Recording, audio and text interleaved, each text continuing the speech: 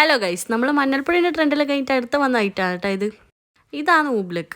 ഇതിൻ്റെ പ്രത്യേകത എന്താ അറിയോ? ഇത് നമ്മൾ പ്രഷർ കൊടുക്കുന്നവർ സോളിഡ് ആവും, പ്രഷർ റിലീസ് ചെയ്യുമ്പോൾ ഫ്ലൂയിഡ് ആവും. സംഭവം എന്തായാലും അടിപൊളിയായി കേട്ടാ.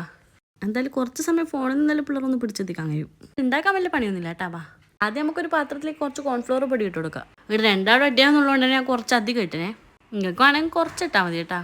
ഇനി ഇതിലേക്ക് കുറച്ച് വെള്ളം ഒഴിച്ചു കൊടുക്കേ. നോർമൽ വാട്ടറാണ് കേട്ടോ ഒഴിച്ചത്. കാണാൻ ഒരു മൊഞ്ചിന് പറ്റി ഞാൻ കുറച്ച് കളറും കൂടി ഇട്ട് കൊടുത്തിന് കേട്ടാ.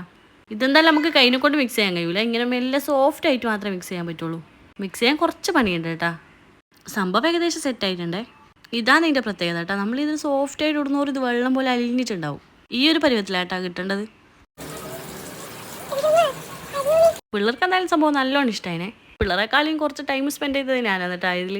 ഇങ്ങനെ കാണിച്ചു തരുമ്പോൾ എത്രത്തോളം എഫക്റ്റീവ് കിട്ടുന്നുണ്ടെന്ന് അറിയില്ല. പക്ഷെ ഇത് എക്സ്പെരിമെൻറ്റ് ചെയ്ത് നോക്കിയാൽ അടിപൊളി സാധനം കേട്ടാ. ഇത് നിങ്ങൾ ജസ്റ്റ് ഒന്ന് ട്രൈ ആക്കി നോക്കിയിട്ട് പറയട്ടാ. Okay, by.